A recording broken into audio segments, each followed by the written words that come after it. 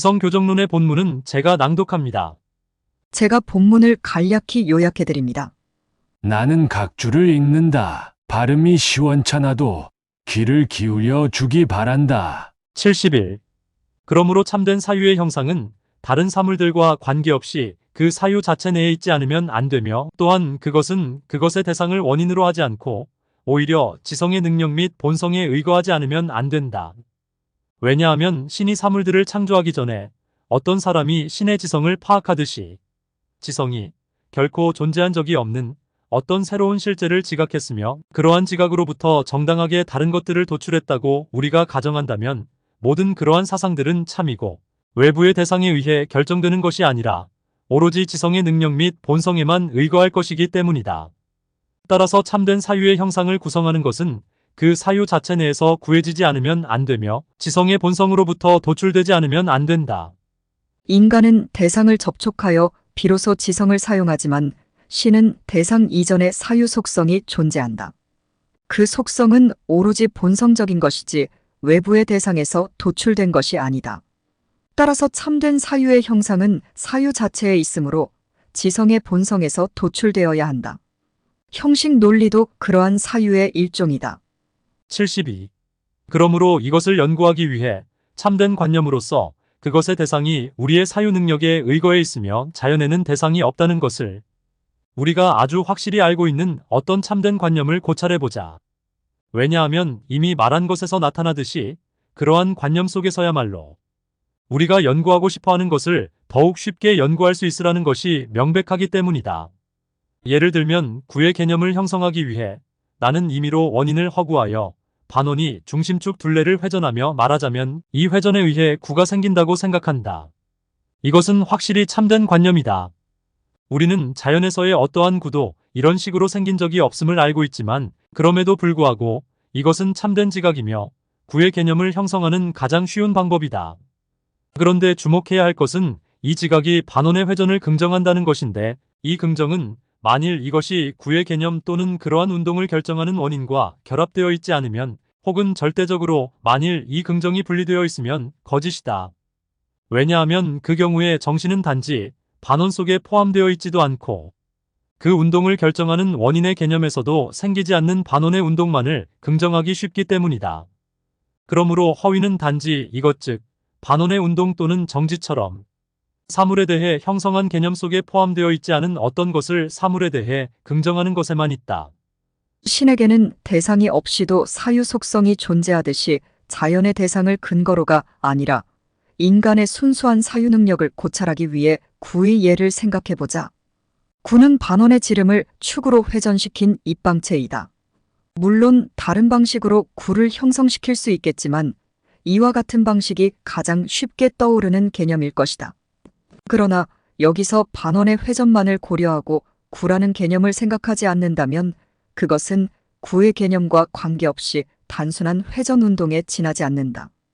따라서 반원을 회전시켜 구가 된다는 개념은 거짓이다. 마찬가지로 어떤 것을 사물이 형성된 개념과 분리시켜 따로 그 사물의 형성 원인으로 생각하는 것은 허위다. 이것으로부터 단순한 사상들은 참일 수밖에 없다는 결론이 내려진다. 예를 들면 단순한 반원의 관념, 운동의 관념, 양의 관념 등이다. 그것들이 포함하는 어떤 긍정이라도 그것들의 개념과 일치하며 그 이상으로 확장되지는 않는다. 그러므로 우리는 오류의 두려움 없이 임의로 단순한 관념들을 형성할 수 있다. 반원을 회전시켜 구가 될 수 있다는 개념에서 단순한 관념들, 즉 반원의 관념, 운동의 관념 그리고 양의 관념은 참일 수밖에 없다. 그러므로 어떤 오류의 위험 없이 단순한 관념을 형성할 수 있다. 이러한 단순한 관념들이 결합되어서 구라는 부피의 관념을 이루듯이 모든 사물의 관념도 그러하다. 73. 그러므로 어떤 능력에 의해 우리의 정신이 이러한 것들을 형성할 수 있으며 이 능력이 어디까지 미칠 수 있는지 묻는 것만이 남아있다. 왜냐하면 일단 이것이 발견되면 우리는 우리가 도달할 수 있는 최고의 인식을 쉽사리 알 수 있을 것이기 때문이다. 이 능력이 무한에 이르기까지 미치지 않음은 확실하다. 왜냐하면 우리가 한 사물에 대해 형성한 개념 속에 포함되어 있지 않은 어떤 것을 그 사물에 대하여 긍정하는 경우 그것은 우리의 지각의 결함 혹은 우리가 말하자면 훼손되고 손상된 사상 또는 관념을 가지고 있음을 나타내기 때문이다. 왜냐하면 반원의 운동이 정신 속에 분리되어 존재할 때는 거짓이지만 만일 그것이 구의 개념 또는 그러한 운동을 결정하고 있는 어떤 원인의 개념과 결합되어 있으면 우리가 참이라는 것을 알았기 때문이다. 그러나 얼핏 보기에도 그렇듯이 참되거나 타당한 사상을 형성하는 것이 사유하는 실제의 본성이라면 타당하지 못한 관념은 단지 우리가 사유하는 실제의 일부분이며 이 사유자의 어떤 사상들을 전적으로 다른 어떤 것들은 부분적으로만 우리의 정신을 구성한다는 것 때문에 우리 속에 생긴다는 것이 확실하다. 그러므로 우리 정신의 능력은 어떠하며 그 한계는 어디까지인가 하는 질문이 발생한다. 분명한 것은 우리의 정신 능력이 무한하지는 않다는 것이다. 왜냐하면 모든 사물에 대해서 사람은 타당한 인식만을 갖는 것이 아니라 타당하지 못한 인식 또는 단편적인 인식만을 가지기 때문이다. 74. 그러나 우리에게는 아직도 고찰할 필요가 있는 어떤 것이 있는데 이것은 허구에 관해서는 주의할 만한 가치가 없었지만 극심한 기만을 일으키는 것이다. 말하자면 상상 속에서 나타나는 어떤 것들이 지성 속에도 존재하는 경우, 즉 그것들이 뚜렷하고 명확하게 생각되는 경우. 왜냐하면 그 경우에 명확한 것이 혼란한 것과 구별되지 않는 한 확실성, 즉 참된 관념은 명확하지 않은 것과 혼동된다. 우리가 특별히 주의해야 하는 것은 상상 속의 내용이 명석판명하다고 생각될 때 그것은 참된 관념과 혼동을 일으킨다는 점이다. 예를 들면 스토아 학파의 어떤 사람들은 영혼이라는 단어를 들으면서 아마 영혼은 불멸이라는 것도 들었지만 그것을 단지 혼란하게만 상상했다. 그들은 지극히 미세한 입자들이 다른 모든 것들에 침투하며 그 어떤 것에 의해서도 침투되지 않는다고 상상함과 동시에 이해했다. 그들은 이 모든 것들을 동시에 상상했기 때문에의 원리에 대한 확신이 남아있는 동안에 그들은 곧 정신이 그 지극히 미세한 입자들이라는 것과 그 지극히 미세한 입자들은 분리되지 않는다는 것을 확신하게 되었다. 스토아 학파들은 정신이 영혼, 곧 정신이 더 이상 침투당하지 않는 미세한 입자들로 구성되어 있고 그 입자들은 더 이상 분리되지 않는다고 생각했다. 75. 그러나 우리는 이것으로부터도 역시 자유롭다. 우리가 모든 우리의 지각들을 주어진 참된 관념의 규범에 따라 고찰하도록 노력하며 처음에 말했듯이 전문 또는 임의의 경험으로부터 얻은 것들에 대하여 경계하는 한 그러하다. 더욱이 그러한 착오는 그들이 사물을 너무 추상적으로 생각하는 것에 의해 생긴다. 왜냐하면 내가 틀림없는 대상에 있어서 생각할 수 있는 것을 그 외에 어떤 것에 적용할 수 없다는 것은 그 자체로 충분히 명확하기 때문이다. 마지막으로 그것은 그들이 전체 자연의 제1요소들을 이해하지 못함에 의해서도 생긴다. 그들은 질서 없이 진행하며 자연을 추상적 원리와 혼동하기 때문에 그것이 비록 참된 원리일지라도 그들은 스스로 혼란에 빠져서 자연의 질서를 곡해한다. 하지만 우리가 가능한 한 추상적이지 않는 방식으로 진행하며 될수록 빨리 제1요소들에서부터 즉 자연의 원천 및 근원에서부터 시작한다면 우리는 그러한 어떤 착오도 두려워할 필요가 없다. 그러나 우리는 스토아 학파의 이러한 의견에 얽매이지 않는다. 그들의 착오는 사물을 너무 추상적으로 생각하는 데서 발생한다. 그리고 전체 자연의 제1요소를 이해하지 못한 데서 연유한다. 76. 그러나 자연의 근원에 대한 인식에 관한 한 우리는 그것을 추상적 원리와 혼동하는 것에 대해 조금도 두려워할 필요가 없다. 왜냐하면 사물이 추상적으로 파악되는 경우 모든 일반 개념이 그렇듯이 그것은 언제나 우리의 지성 속에서 그것의 특수적인 것이 자연에서 실제로 가질 수 있는 것보다 더 광범위한 외연을 갖기 때문이다. 또 자연에는 지성이 거의 지각할 수 없을 정도로 사소한 차이를 가진 사물들이 많기 때문에 만일 그것들을 추상적으로 파악하면 그것들은 쉽게 혼동될 수가 있다. 그러나 나중에 알게 되겠지만 자연의 근원은 추상적으로 또는 일반적으로 파악될 수 없고 실제로 존재하고 있는 것보다 더 넓게 지성 속에서 확장될 수 없기 때문에 우리가 이미 밝혀놓은 진리의 규범을 갖고 있기만 하면 우리는 결코 그것의 관념에 관하여 혼동할 염려가 없다. 왜냐하면 이것은 유일하고도 무한한 존재이기 때문이다. 다시 말해서 그것은 보편적 실제이며 이것 이외에는 아무것도 존재하지 않는다. 자연의 근원에 관한 한 그것은 추상적으로 또는 일반적으로 파악해서는 안 되며 밝혀놓은 진리의 규범에 따라가면 추상적 관념과 혼동할 여지가 없다. 자연은 보편적 실제이며 유일하고도 무한한 존재이다. 26점. 이것들은 신의 본질을 나타내는 신의 속성들이 아니다. 이에 대해서는 철학에서 밝힐 것이라. 27점. 이것은 앞에서 이미 증명되었다. 왜냐하면 만일 그러한 실제가 존재하지 않는다면 그것은 결코 산출될 수 없기 때문이다. 따라서 정신은 자연이 제공할 수 있는 것보다 더 많은 것을 이해할 수 있게 되는데 이것이 허위임을 우리는 앞에서 밝혔다. 각주 27에서 이것이 허위라는 것은 실제가 존재하지 않는다면 정신은 자연이 제공할 수 있는 것보다 더 많은 것을 이해하게 된다는 점을 가리킨다. 여기서의 실제는 실체를 가리키는 듯하다. 77. 지금까지 우리는 허위의 관념에 대해서 이야기했다. 이제는 의심스러운 관념을 고찰하는 것, 즉 무엇이 우리를 의혹 속으로 끌어들이는지, 물음과 동시에 어떻게 의혹을 제거할 수 있는지 묻는 것이 남아있다. 내가 이야기하는 것은 정신 속에 존재하는 실제적인 의혹에 대해서이지, 우리가 흔히 보듯이 누군가 말로는 자신이 의심하고 있다고 말하면서도 마음으로는 의심하지 않는 경우에 대해서가 아니다. 왜냐하면 이것을 교정하는 것은 방법의 임무가 아니며 오히려 완고함을 연구하고 교정하는 일에 속하기 때문이다. 허구와 허위의 관념을 마무리하고 이제 의심스러운 관념에 대해서 스피노자는 논의하고자 한다. 78. 그러므로 정신 속의 의혹은 의혹받고 있는 그 사물 자체에 의해서는 생기지 않는다. 즉, 만일 정신 속에 단 하나의 관념만이 존재한다면 그것이 참이든 거짓이든 어떠한 의혹도 확실성도 없을 것이며 단지 어떤 하나의 감각만이 존재할 것이다. 왜냐하면 관념은 그 자체로서는 어떤 종류의 감각일 뿐이기 때문이다. 의혹은 사물 자체에서 생기는 것이 아니라 우리의 명석 판명하지 못한 다른 관념에서 생긴다. 그러나 의혹은 의혹받고 있는 사물에 대해 우리가 어떤 것을 확실히 추론할 수 있을 만큼 충분히 뚜렷 명확하지 못한 다른 관념 때문에 생길 것이다. 즉, 우리를 의혹 속에 빠뜨리는 관념은 뚜렷 명확하지 못하다. 예컨대 경험에 의해서든 그 밖에 어떤 것에 의해서든 감각의 기만에 대해 생각해 본 적이 없는 사람이라면 태양이 보이는 것보다 더 큰지 아니면 더 작은지 결코 의심하지 않을 것이다. 그러므로 시골 사람들은 일반적으로 태양이 지구보다 훨씬 더 크다는 말을 들으면 의외로 생각한다. 그러나 감각의 기만에 관하여 생각함으로 말미암아 의혹이 생긴다. 즉 자신의 감각이 이따금 자신을 속인다는 것을 알지만 그는 이것을 혼란하게 알고 있을 뿐이다. 왜냐하면 그는 감각이 어떻게 속이는지 모르기 때문이다.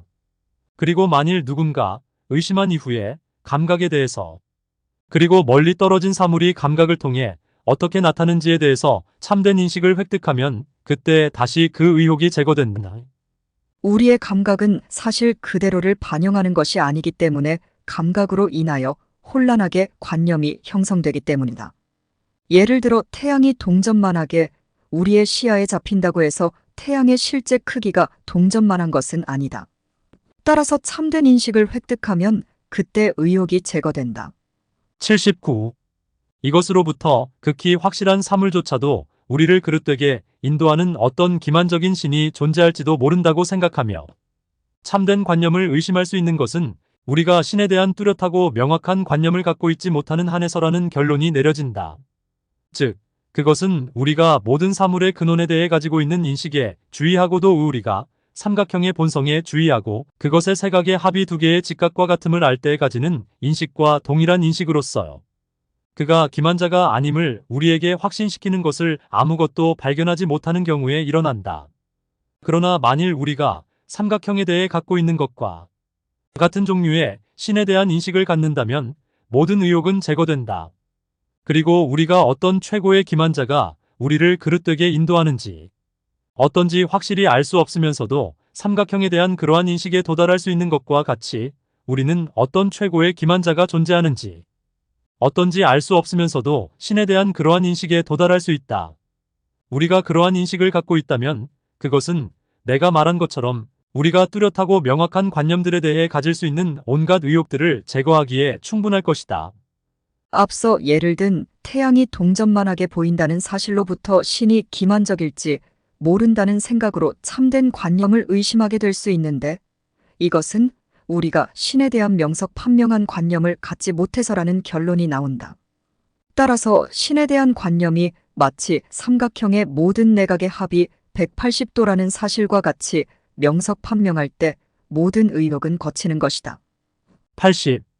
게다가 어떤 사람이 처음에 탐구해야 할 것들을 중단 없이 사물들의 관계에 따라 탐구함으로써 올바르게 진행하며, 또한 그것들에 대한 인식을 구하기 전에 문제들을 정확하게 규정하려는 방법을 안다면 그는 극히 확실한 관념들, 즉 뚜렷하고 명확한 관념들만을 갖게 될 것이다. 왜냐하면 의혹은 어떤 긍정 또는 부정에 관한 미결일 뿐이며, 어떤 일에 대한 무지가 그 사물에 대한 정신의 인식을 불완전하게 만들고만은 그런 일이 정신에 일어나지 않았더라면 정신은 긍정 또는 부정을 결정했을 것이기 때문이다. 이것으로부터 의혹은 항상 사물을 질서 없이 탐구함으로 인해 생긴다는 결론이 내려진다. 의혹은 사물을 질서 없이 탐구하는 데서 비롯된다. 81. 이상은 내가 방법의 제1부에서 논하기로 약속했던 문제들이다.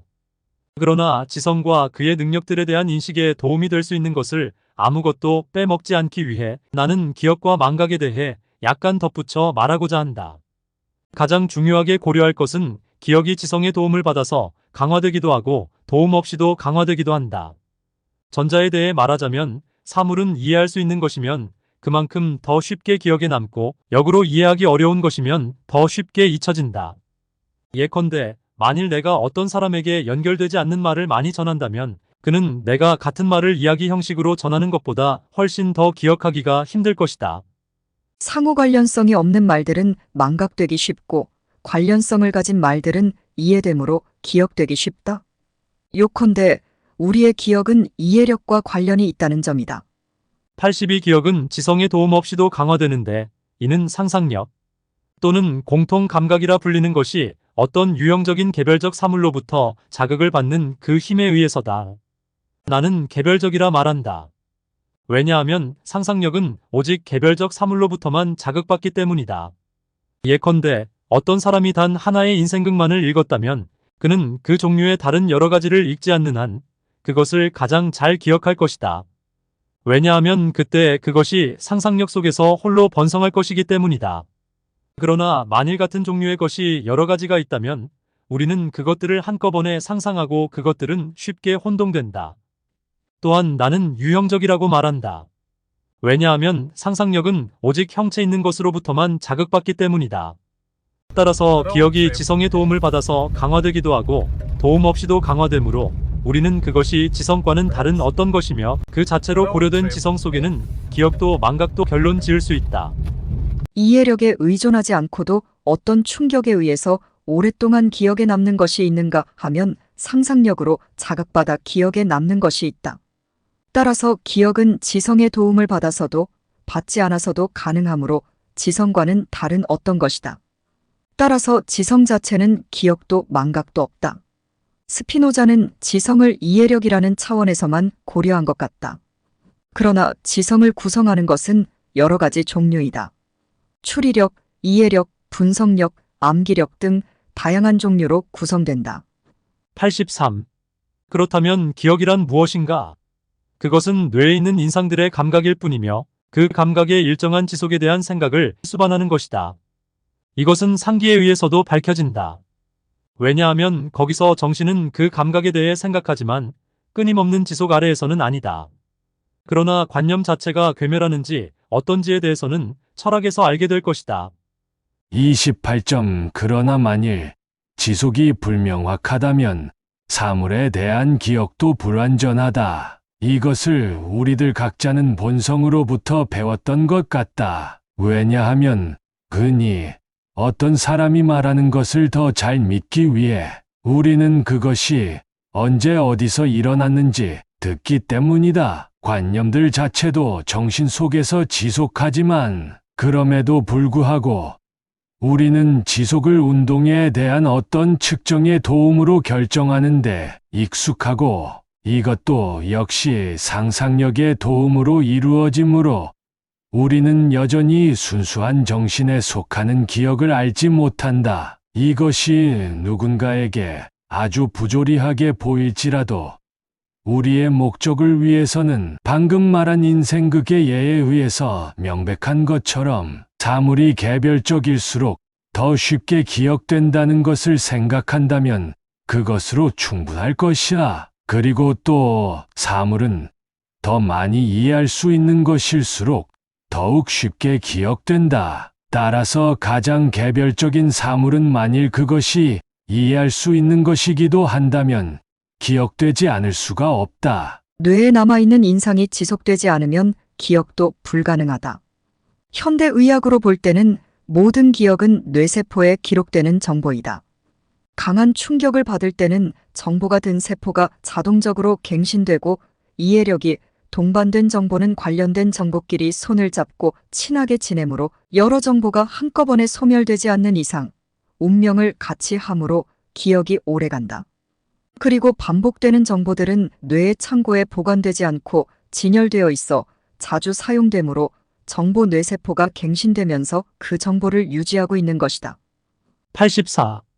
따라서 이런 식으로 우리는 참된 관념과 다른 지각들을 구별했고, 또한 허구의 관념, 허위의 관념, 그리고 다른 관념들은 상상력에, 즉 우연하고 말하자면 연결되지 않은 어떤 감각들의 근원을 두고 있음을 밝혔다.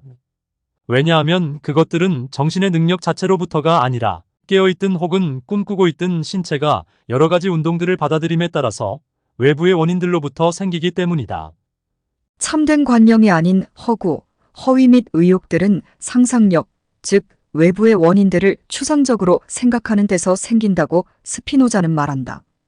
그러나 상상력은 지성과는 다른 어떤 것이며 정신이 그것에 대해 수동적인 관계를 가지는 것이기만 하면 상상력을 여기서 당신이 바라는 대로 해석해도 무방하다. 왜냐하면 우리가 그것이 닥치는 대로의 것이며 정신이 그것에 대해 수동적이라는 것을 알고 있고 동시에 어떻게 우리가 지성의 도움을 받아 그것으로부터 자유로울 수 있는지 알고 있는 이상 당신이 그것을 어떻게 해석하든 매한가지이기 때문이다. 그러므로 내가 신체와 다른 필요한 사물들이 있음을 아직 증명하지 않은 상태에서 상상력, 신체 및 신체의 구성에 대해 이야기하는 것을 아무도 이상하게 여기지 않으리라. 진실로 내가 말했듯이 우리가 그것이 닥치는 대로의 어떤 것임을 알고 있는 이상 그것을 어떻게 해석하든 마찬가지이다. 상상력을 수동적으로 보는 한 우리는 그것으로부터 얽매일 필요가 없으므로 어떻게 해석하든 상관이 없다. 즉, 스피노자는 오직 능동적으로 작용하는 이성의 힘만을 지성으로 보고 있다. 85. 참된 관념은 단순한 것이며 단순한 관념들로 구성되어 있다는 것, 그것은 어떻게 해서 왜 어떤 것이 존재하거나 발생하는지 설명한다는 것, 그리고 그것의 상념적 결과들이 그것의 대상의 형상성에 따라 진행한다는 것 등을 우리는 밝혔다. 이것은 옛 사람들이 말했던 것, 즉 참된 인식은 원인으로부터 결과로 나아간다는 것과 같은 것이다. 다만 내가 알고 있는 한 그들은 결코 정신이 여기서 우리가 하듯이 일정한 법칙에 따라 작용하며 마치 영적 자동기계와 같다는 것을 파악하지는 못했다. 참된 관념은 단순한 관념이거나 단순한 관념들로 결합되어 있으며 원인에서 결과로 나아가듯 일정한 법칙에 따라 움직이는 자동기계처럼 작용된다. 86. 이로써 우리는 처음에 가능한 만큼의 우리의 지성에 대한 인식을 얻었고 또한 참된 관념의 규범을 얻게 되어 이제 우리는 참된 관념을 허위의 또는 허구의 관념과 혼동하는 것을 두려워하지 않게 되었다. 또 우리는 어찌하여 우리가 결코 상상력 아래에 들어오지 않는 것들을 이해하는지, 어찌하여 완전히 지성에 반대되는 것들이 상상 속에서 존재하는지 이상하게 여기지 않을 것이다.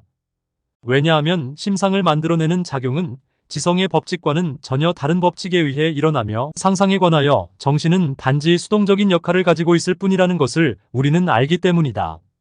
지성에 대한 인식, 참된 관념의 규범 그리고 상상력은 표상이며 수동적이므로 지성과는 다른 것이라는 스피노자의 결론이다. 87. 이것에 의해 상상력과 지성을 정확하게 구별하지 않았던 사람들이 얼마나 쉽게 중대한 오류에 빠져들 수 있는지 밝혀진다. 예컨대 연장은 반드시 한 장소에 안에 있어야 한다는 것, 그것은 유한하지 않으면 안 된다는 것, 그것의 부분들은 실제로 구분된다는 것. 그것은 모든 사물의 제1의 유일한 기초라는 것. 그것은 어느 때에 다른 때보다 더 큰 공간을 차지한다는 것. 그 밖에 이와 유사한 다른 것들이 많이 있지만 이 모든 것들은 우리가 적당한 곳에서 밝힐 것이지만 전적으로 진리에 반대된다. 지성과 상상력이 어떻게 다른지, 상상력에 의해 오류로 쉽게 빠져들 수 있는지에 대해 스피노자는 연장의 예를 들고 있다. 연장의 특성이 한 장소에 국한되며 유한하고 모든 사물의 제1의 유일한 기초이며 경우에 따라 차지하는 공간이 달라진다는 것 등은 모두 진리에서 벗어나는 오류라는 것을 그는 주장한다. 88. 또 말은 상상의 일부이므로, 즉 우리는 신체의 어떤 상태에 의해 기억 속의 말들이 되는 대로 합성됨에 따라 많은 개념들을 만들어내므로 말도 우리가 매우 조심하지 않으면 상상과 마찬가지로 많고도 중대한 오류들의 원인이 될 수 있다는 것은 의심의 여지가 없다. 말은 상상력의 일부이므로 신중하게 하지 않으면 중대한 오류들의 원인이 될 수 있다. 89. 더욱이 그것들은 보통 사람들의 기호와 이해 능력에 따라 구성되어 있어서 단지 상상 속에서만 존재하고 지성 속에서는 존재하지 않는 사물들의 기호일 뿐이다. 이는 지성 속에만 있고 상상 속에는 없는 사물들에 주어진 이름들이 자주 부정적 예를 들면 무한한, 비물체적 등이라는 사실에 의해 또한 그것들이 실제로는 긍정적인 많은 사물들을 부정적으로 표현하며 역으로도 표현한다. 예를 들면 창조되지 않은, 의존하지 않는, 한없는, 죽지 않는 사실에 의해서도 명백하다. 그 이유는 이것들의 반대가 훨씬 더 쉽게 상상되어 최초의 사람들 머리에 처음으로 떠올랐고 그들이 긍정적인 명칭을 사용했기 때문이다. 우리가 많은 사물들을 긍정하고 부정하는 것은 사물의 본성이 아닌 말의 본성이 그렇게 하도록 허락하기 때문이다. 우리가 이것에 대해 알지 못하는 한 우리는 쉽게 허위의 어떤 것을 참된 것으로 여길 수가 있다. 무한한, 비물체적 등과 같은 표현들은 상상이 불가능하지만 사고 영역 안에서 지성적으로 만들어진 말들이다. 여기에 편승해서 생긴 표현들이 창조되지 않은, 의존하지 않는, 죽지 않는 등의 부정어들이 생겨난 것이다. 이러한 후자의 부정적 표현들은 사물의 본성에 의해서 이루어진 표현이 아니라 언어의 특성상 생겨난 것이다. 따라서 사람들은 이러한 부정적 표현들이 사물의 특성을 나타내는 것으로 오해를 불러일으킨다. 90. 그 위에 또 우리는 지성이 자기에 대해 반성하는 것을 방해하는 혼란의 또 다른 커다란 원인을 피하지 않으면 안 된다. 우리가 상상력과 지성을 구별하지 못하는 경우 우리는 보다 쉽게 상상이 되는 사물을 우리에 대해 더욱 명료하다고 생각하며 상상하고 있는 것을 이해하고 있다고 생각한다. 그 때문에 우리는 나중에 해야 할 것을 먼저 하게 되어 진행에 참된 질서를 전도하고 정당한 결론을 이끌어내지 못하게 된다. 사람들은 지성과 상상을 혼동하여 거꾸로 생각하는 경우가 빈번하게 발생하는데 이것이 또한 오류를 일으키는 주요한 원인이 된다.